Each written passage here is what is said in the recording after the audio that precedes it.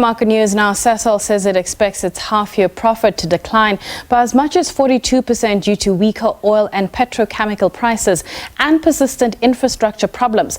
While the company noted some operational improvements, it said the underperformance of state-owned utilities involved in its value chain and a weaker global growth outlook continued to impact its business.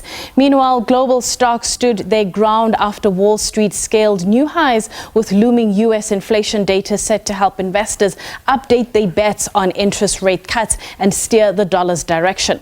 For more on this, we are joined by Patrick Matidi, who is the head of equities at Aluwani Capital. Patrick, thank you so much for your time. So give us a sense of what's driving markets right now. Yeah, good afternoon, and thanks for having me. I think the main theme remains that of inflation and interest rates.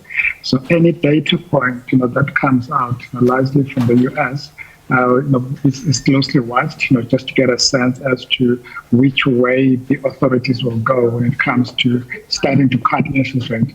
I think there the main issue is not so much, the path, but the speed towards which we can expect the first cut, with the markets oscillating between March and May, and possibly the second half of the year, within which we can expect the Fed to start cutting. And that will then set the tone for the rest of us, especially in South Africa with our own SABC, in terms of when we can expect rate cuts to start coming through.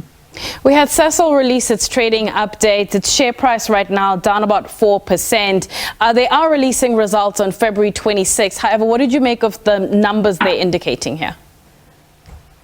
Yeah, so the numbers are not completely unexpected. So they had guided to a slowdown. But also, if you look at some of the key drivers of the CELSI earnings, we have seen the oil price being down over the last couple of months or so, despite the geopolitical tensions, and also despite expecting maybe, well, I think the European area has had a mild winter, so gas prices also a bit lower, given that playing out. But also on the oil price, even about the oil price being lower, we're seeing a lot of supply coming through, especially from the US side. So demand is very soft, just given where the state of the world is, but also there's a lot of supply coming through, and hence those combinations are actually undermining CELSI's earning profile going forward. Though most of the time what we've been talking about is U.S. tech stocks, and I'm wondering whether you believe the U.S. markets are still attractive. If we had to take the Magnificent Seven out of the picture, would you still look at them? So if you take the so-called Magnificent Seven out of the S&P, for example, the rest of the sector is offering value. However, the big question is, where is the earnings going to come from?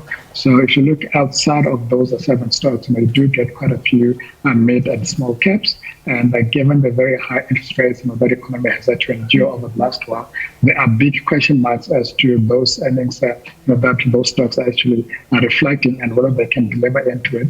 And our view is that indeed there is a lot of value, but I would not believe therefore that that value can be realized immediately. You need to get some relief coming through on the interest rate side for those companies' cost of borrowing to actually come lower, and therefore provide a nice uplift in terms of the earnings outlook before we can start jumping in.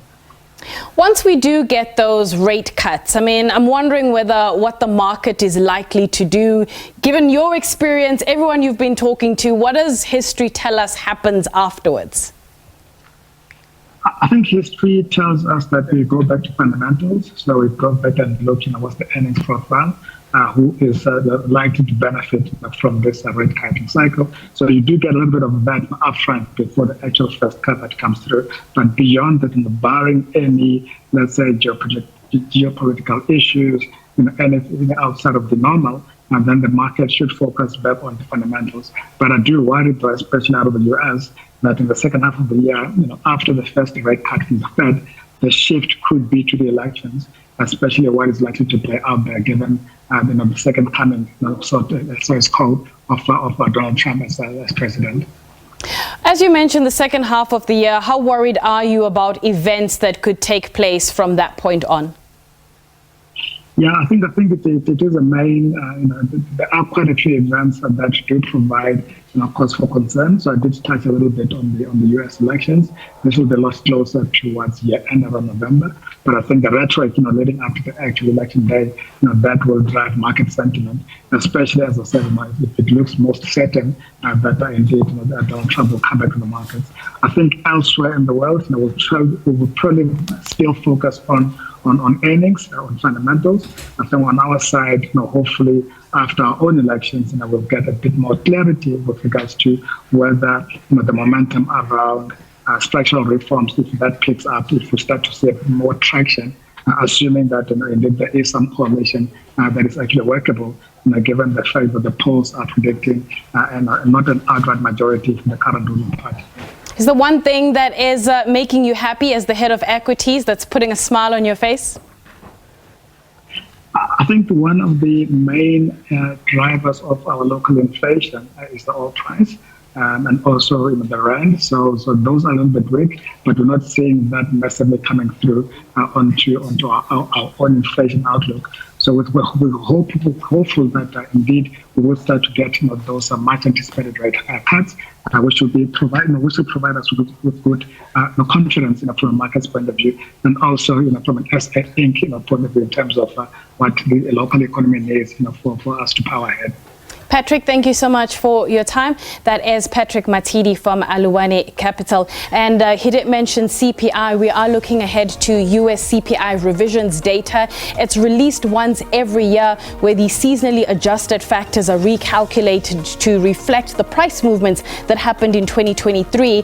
And what's quite interesting about these numbers is that investors will get a sense of inflation over the past 5 years as well, from January 2019 to December 2023. So if we see those revisions higher, it could push gold prices. And that's because the underlying theme for last year has been falling inflation. So if we do see inflation is trending downwards, we could see a push up in gold prices. However, I'm going to leave it there. When we come back, we'll have SME on point. So stay tuned.